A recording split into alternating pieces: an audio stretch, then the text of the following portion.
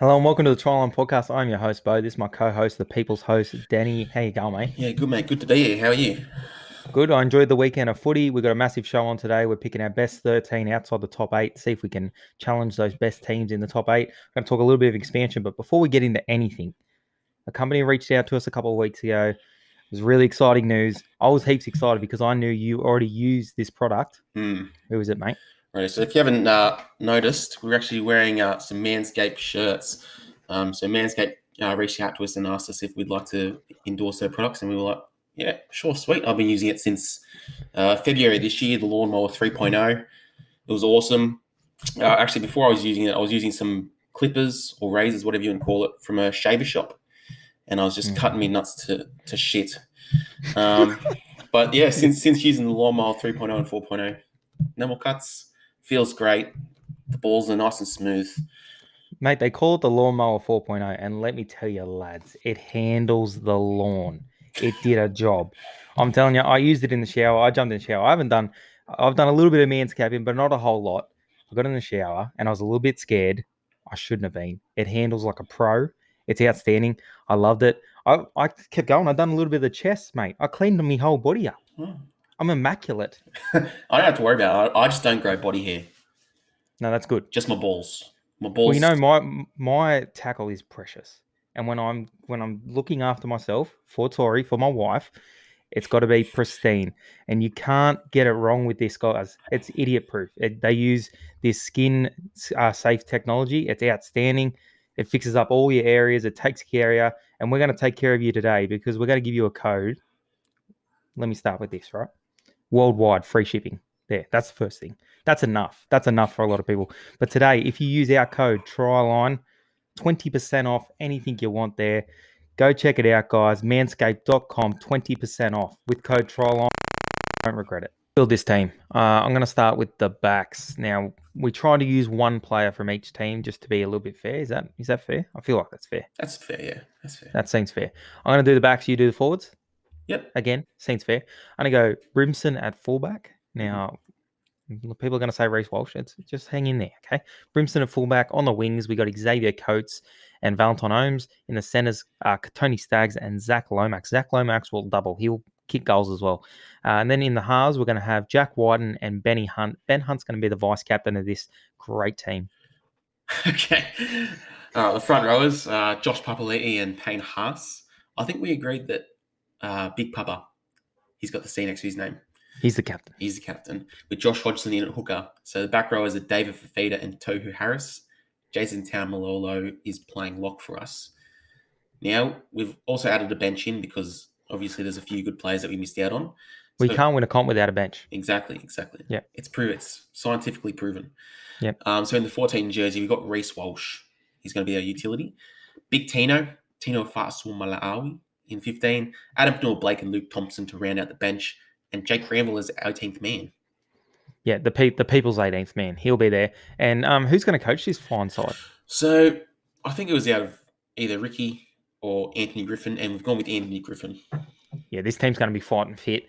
I think that's top four side. I think it's top four. Yeah, me too. It's got to be. Third or fourth. Yeah. Anyway, let's talk a little bit of expansion here, Danny. Now, they've been the Brisbane Firehawks, Redcliffe Dolphins, and the Ipswich Jets. They all went into the NRL today. They're putting their bids forward. It will be a Brisbane team. It won't be anywhere else.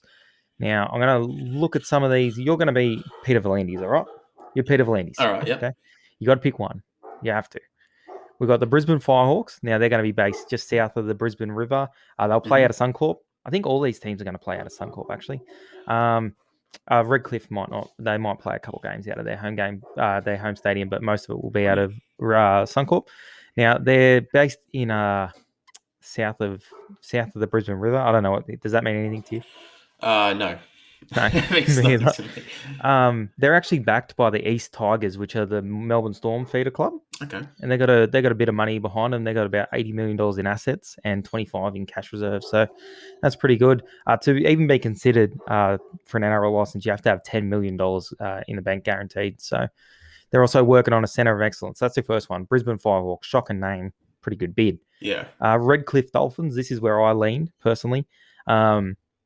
Now they got the strongest bid financially. Mm-hmm. They say that they've got $100 million in assets. This includes a shopping center, a leagues club with 40,000 members. So that's killing it. $100 million in assets. They'll play most of their games out of Suncorp. They'll take a couple of games back to that stadium that I liked last week. Remember that one? Oh yeah, in the background Yeah. you can see Yeah. So meeting. they play out of there. And Brisbane Jets, they are the weakest bid. They're just out of Ipswich, I think. The council said they're going to build a stadium, 250 million. That's the only reason they're kind of in the conversation Okay. at the moment. But really, it's between the Firehawks and the Dolphins. You're Peter Volandis. I've laid it out. Who's getting the license? Are any getting the license? Yeah, look, I'm pretty sure he came out and said that it's confirmed that there will be one team coming into the NRL by what is it, next year, end of next year? Yeah, the end of next year. So they won't be in the comp next year. Yeah. They'll be in 2023. Yeah. Well, obviously, off of face value, you're going to go the one that has the most money. Redcliffe, Surely, yeah, right? that's what I thought they would be the most attractive to the NRL. Yeah, surely. Because you can't just go off of promise from the council that they're going to say we'll build a stadium. Like that's got Ipswich nothing. are gone. Yeah. Ipswich are gone. Like I don't see them. People said that they should join the Firehawks bid and kind of team up there and together. And I think the Firehawks were open to this. They talked about it on 360 last week that they would guarantee them to be their New South Wales Cup team or something. okay. So they would be joined there. Redcliffe's the one that I think will get it. Some NRL clubs have said that they don't want this to happen. They feel like there's not enough talent out there as it is. Each of these clubs have said that they would sign Wayne Bennett to coach their team. Okay. Well, And Wayne Bennett said that he's well interested. I think there is enough talent actually to go around. Because I like the point that you brought up last week about a summer league. Because we don't know Yep, what a lot of these young and up and coming players can do. So to have exactly. another team out there, maybe it would give them a chance to kind of show them what they're made of. So Yeah, I think they should. Wayne Bennett actually countered that comment that they said there's not enough talent out there. He said there's not enough talent in coaches. There's enough talent. There's not enough talented coaches to coach them, mm, which is a good point. He's just bolstering his stocks there. yeah, Anyway, any other news you got for me, mate? none that is really too None important. of worth. Yeah, none of worth. Oh, let's go to games. Rightio. So the first game, the Storm, they defeat the Titans 34 points to 20. Another win from the Storm. Was it 19 in a row? They win Yeah, I one think. more, and I think Yep. that's a record in Australian sports. Yep. But this was the first game that Harry Grant played the full 80, and I saw you posted something about him being a top 5 player if he, you know, Plays a full season. plays a full season, plays 80 minutes every week, just stays fit, stays healthy. I think I might have to agree with you there. I think he's outstanding. Yeah. I think he was so good the other night. They pretty much wrap up the minor premiership with that. They walk into Para next week, and if they don't pick Para, which they really should, they'll have the Sharks coming home with that. The Titans, I don't know. What do you make of them? That was a big game in the context of their finals. They've currently run a ninth. They can still make the finals, but they've got less for and against than the Sharks, who are they're equal with there. Yeah. I keep on forgetting what I say every week. I always say that either they'll make the 8. No, you had the Titans. You had the Titans and the Knights. I had the Sharks and the Knights. Oh, so yeah, they can make the 8 for sure. I thought it was, a little bit disappointing for them. I don't know why they're not playing David for the full 80. I don't think he played the 80, did he? No, he had 2 runs in the first half. By the way, he played a big chunk though. I think I he think he did. played 70 odd. And he only had 2 runs in the first half, which was just dreadful.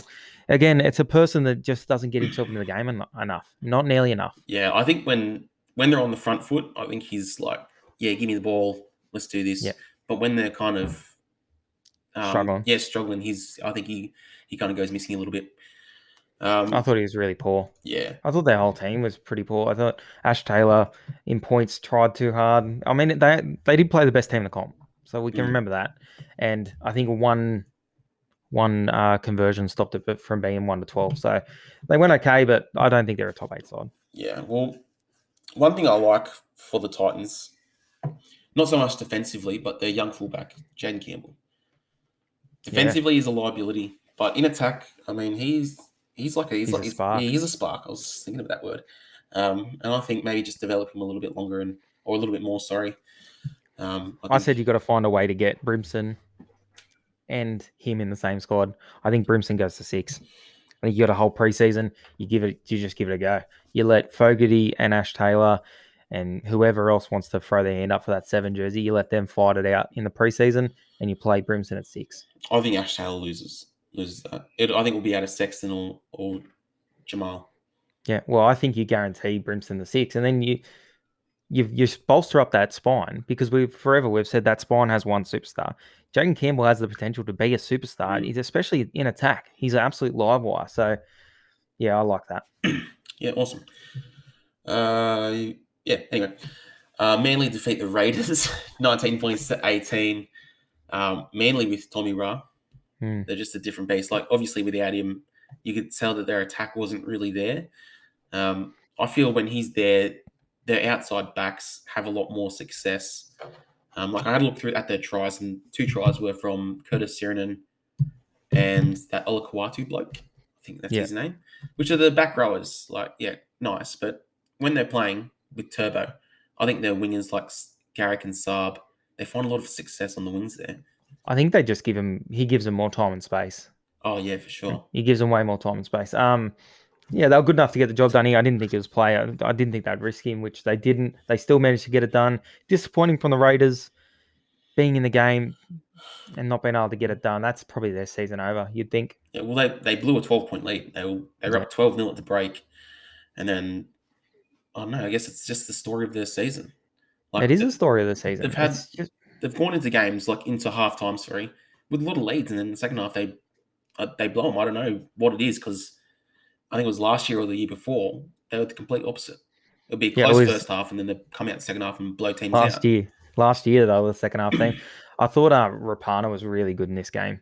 Mm, When they took him off for Chance, which was always going to happen, I thought they should have left Rapana out there in some capacity because they mm. just lost all direction when he was off the field. And when he come back on, I thought they played really well. So, yeah, unfortunate for the Raiders, but the way they played most of the year, they don't really deserve to play finals anyway. So they were clinging on to some hope. I think that's gone now.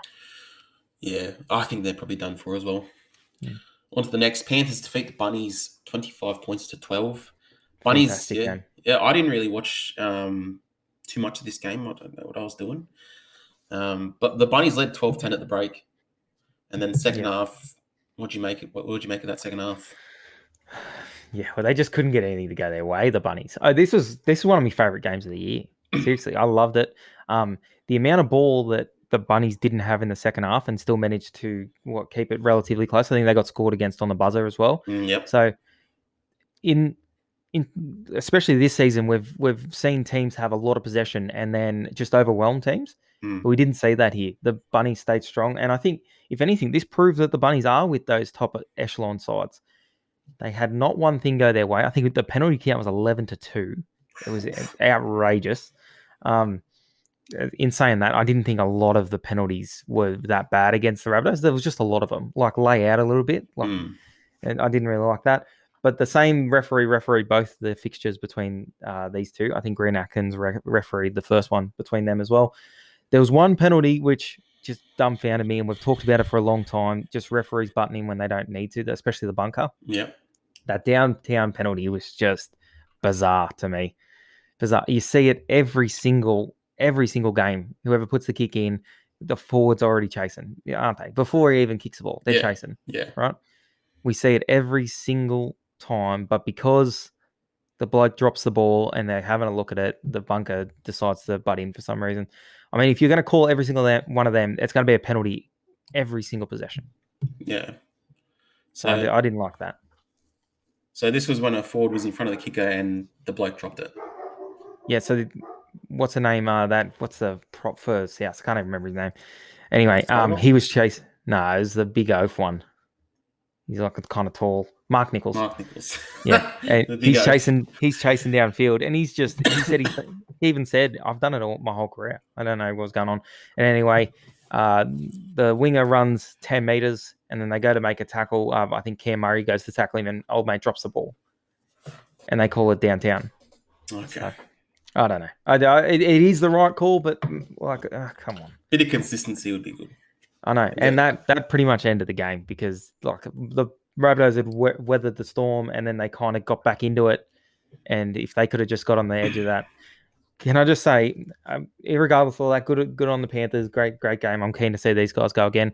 That Adam Reynolds 40-20 might have been the best 40-20 I've seen in my life. Mm. I saw that post you put up of the game was it the prelim last year Yeah. where he had a foot in the line or something like that. Yeah, and to go away, and he obviously works on it all the time, Mm. but to recalibrate and still kick that kick, but he pierced two defenders, and he had this much, like the ball landed literally centimeters inside the line, and he Mm. cleared Naden by centimeters, but landed just centimeters short of Dylan Edwards. Like it's a crazy kick. Yeah, yeah. How many times do you reckon he kicks that? Like Oh, in practice, how many times do you yeah, think he yeah, yeah. I, practices I that? reckon he does it thousands of times. Like he's probably done it thousands of times in his career, just practicing, and Yeah. he's such a good student of the game. One other thing, I wanted to spend some time on this game because one, it was such a great game. Two, I think it exposed something we've talked about on this show. I think Adam Reynolds, I think Cody Walker needs Adam Reynolds more than Adam Reynolds needs Cody Walker. Yep. I think Cody Walker is great. I think he's fantastic. Probably one of the most explosive players, like with the ball when things are going well. But when they're on the back foot, like a lot, and this is not a knock on him because a lot of players can't play off the back Hmm. foot. Good players are good on the front foot. Great players are good on the back foot, and we see that Nathan Cleary can turn a game on the back foot. Tom Trbojevic will have a hit up just off the ruck when their team's not going well and break the game open. You know what I mean? Yeah.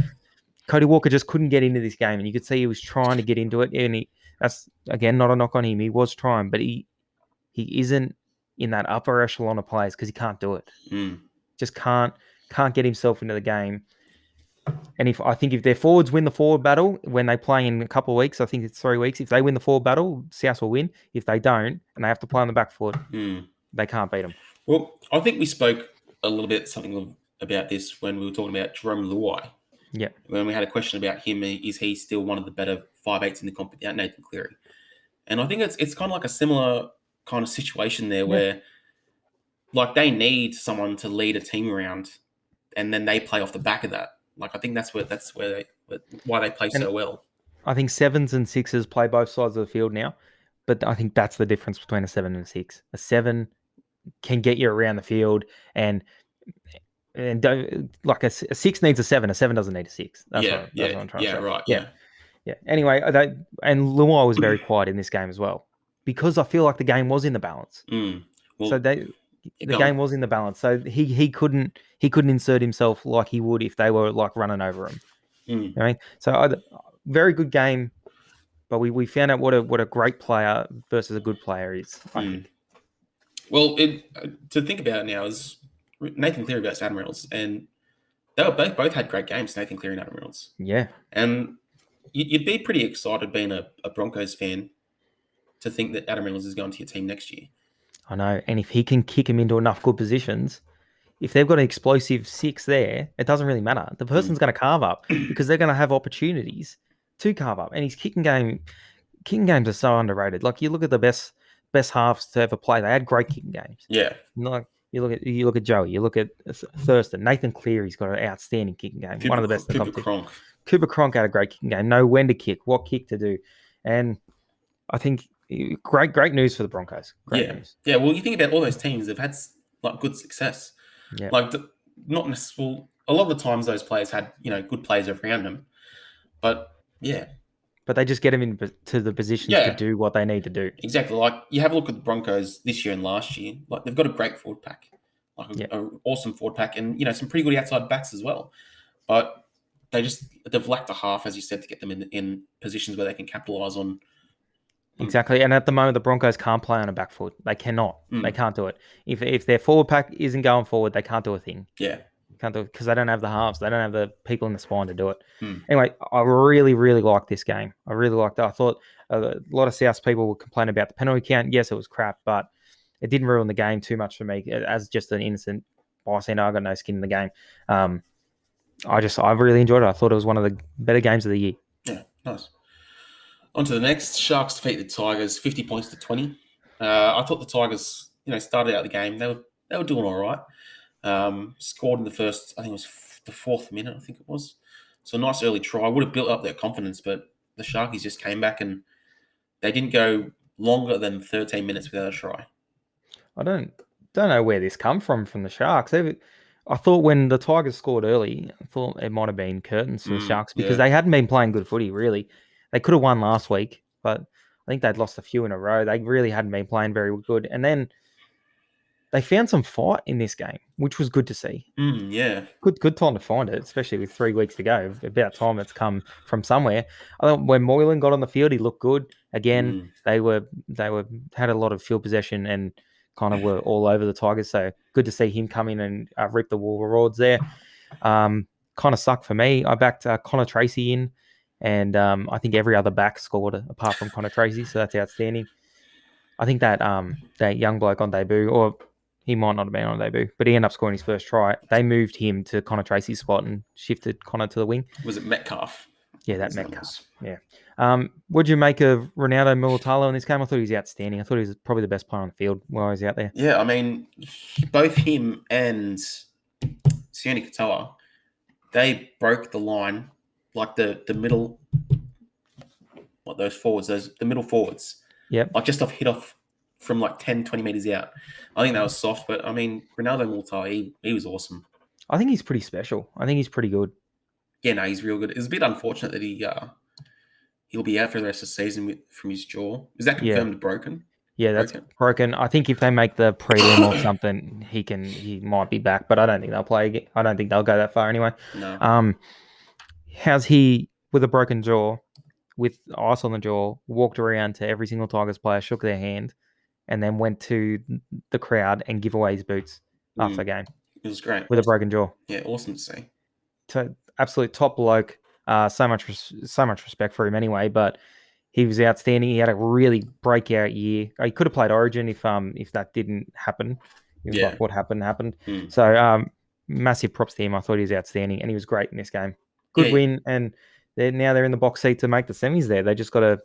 Their fate's in their own hands. They're in the right spot. They just got to win. Yeah. So, not really good luck to them, but nice. Anyway, next game, Knights defeat the Doggies 22 points to 16.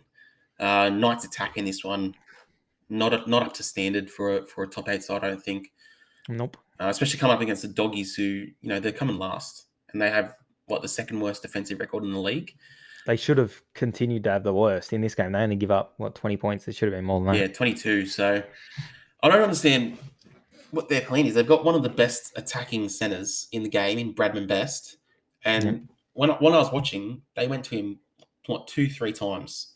Couldn't get in the ball. Yeah, I know. I don't know what's going on. I don't know. Clifford played all right. He loves a dummy. They just got to get Bradman early ball. Just like the Broncos just have to get Stags early ball. Yeah. Like these players, if you get them one-on-one with their defender, they're probably going to beat them. You know what I mean? So you just got to find a way to get them one-on-one. That's all you got to do. Same with Dave Feeder. Same with these explosive players. You just got to find a way to get them one-on-one. Yeah. I thought they were pretty poor. I thought the Bulldogs hung tough, but the Knights probably should have been better. I think they scored 2 or 3 tries off kicks in the first half. I think it was the 2. 2 tries off kicks. So that's rubbish. Yeah. Like off kick, they couldn't find a way to break the line, and they were at the Bulldogs line for so long. I know. And then what they had, Saifidi scored off a kick. Yeah.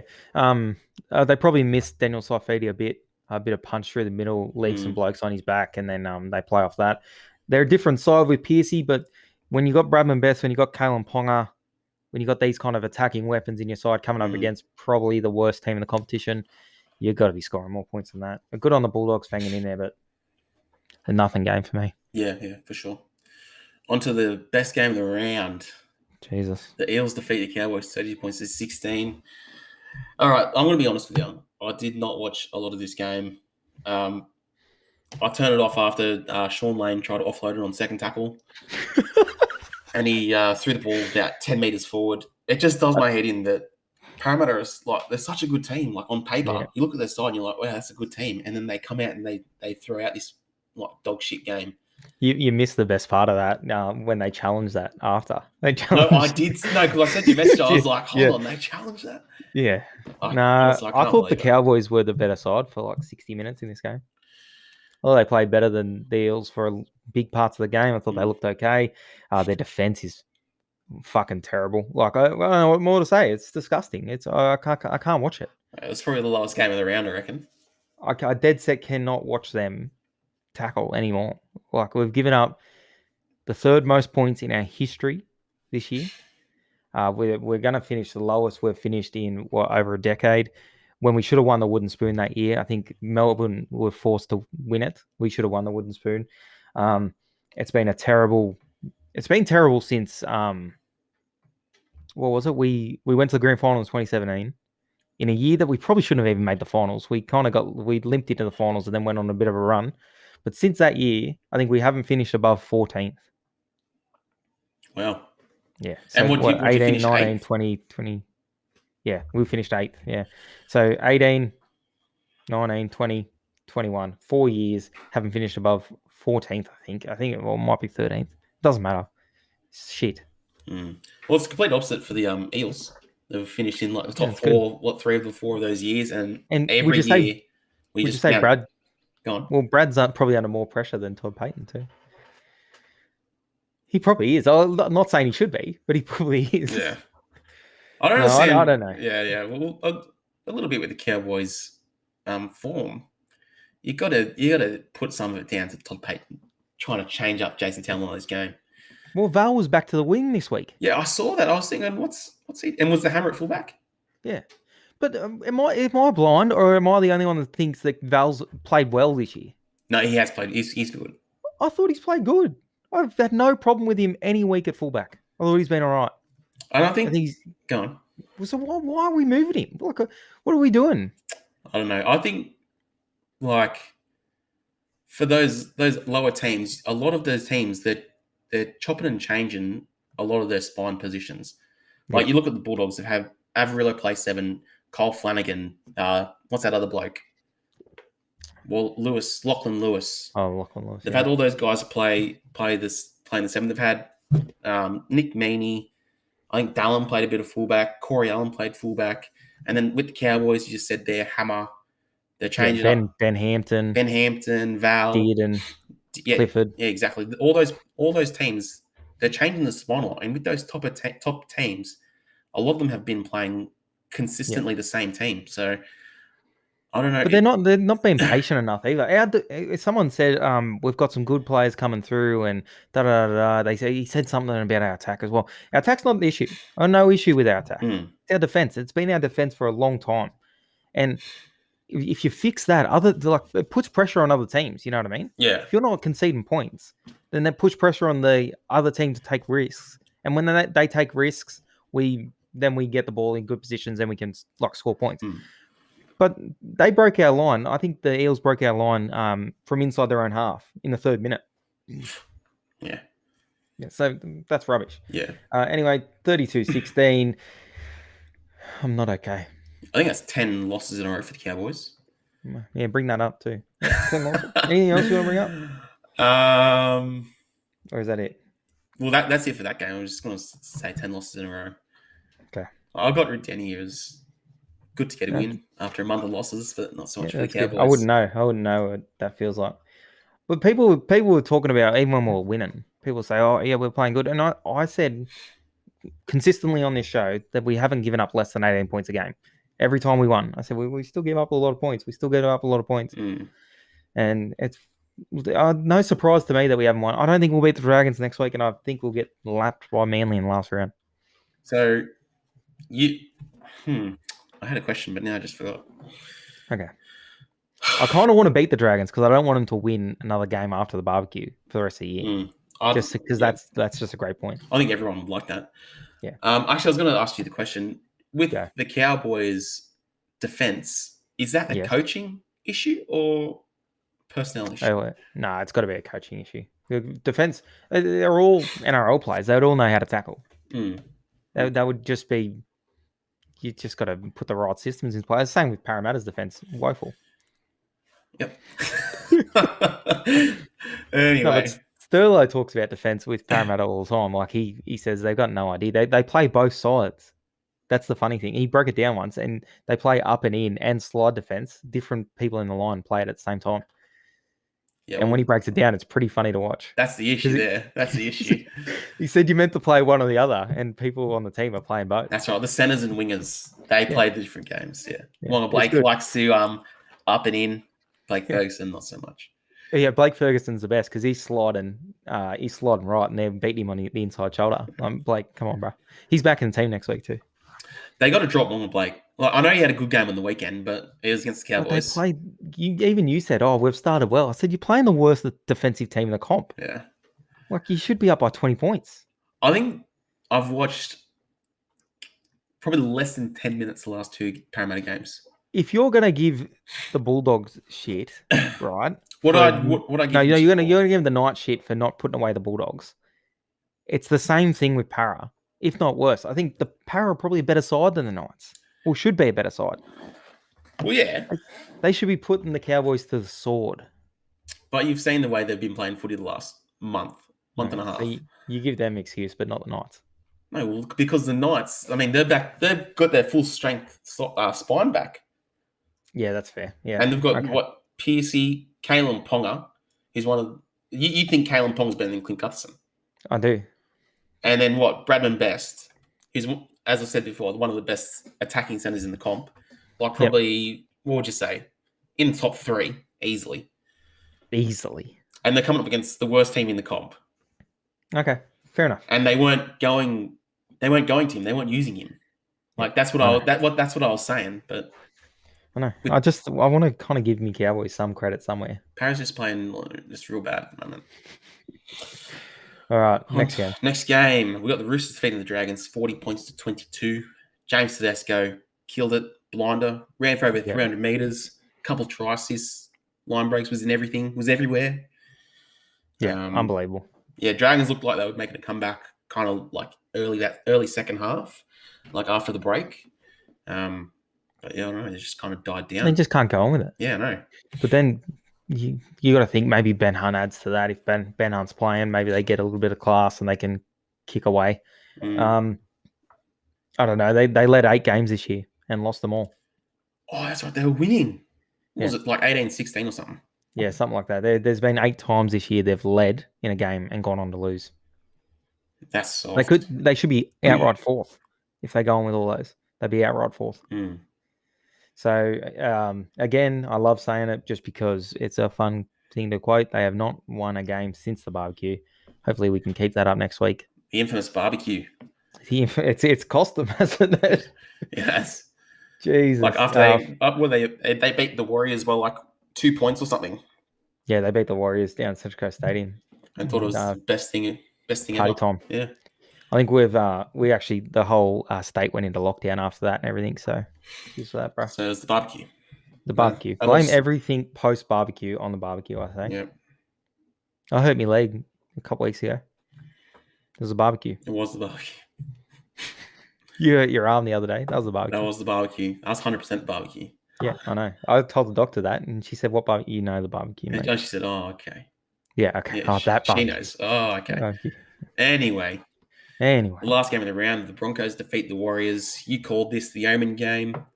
24 points to 22. Close game in this one. The goal kicking really hurt the Warriors here. Kicked 1 of 5. I don't think Reece Walsh should be too hard on himself. He is only a rookie at the end of the day. He's only played 10 games, something like that. I mean, they wouldn't have been in most of the games this year if it wasn't for him. So you can't put it on him. I thought that was a really fun game. Both two teams that have a lot of upside in the next few years, I think, in their sides. Really fun game to watch. It was good to see both teams keep coming. You know, like, again, what I said earlier, when a lot of team gets a lot of ball, it's hard to like slow down that momentum. But like the Broncos would be playing good, and then the Warriors would be playing good, but then the Broncos would come again, and then the Warriors almost got them late. So that was good to watch. Yeah, unfortunate for Reece Walsh, but what can you do? I took the ball down the park one day. I kicked 1 from 47, so it's not that easy goal kicking. That's pretty easy for me. Yeah. Didn't you do your groin after like 3 kicks and then they were game over? Yeah, I did do me groin, but the first kick I went down there, I hadn't kicked a footy in years, or at least the conversion attempt in probably 5-6 years. My first Yep. one, I go down the park from the sideline, 20 out, slot it, nail it. Beautiful. Yeah. No one was there to see. I can't confirm. So it's pretty much out of the Sharks, Titans, and Raiders for 8th spot. Sharks are in 8th, Titans are in 9th, Raiders are in 10th. You give me, to end the show, who takes that last spot. Do you need their run time, or are you just gonna bang it? Titans. Titans get the last spot. I said this, yeah. All right, Sharks get the last spot. You heard it here first.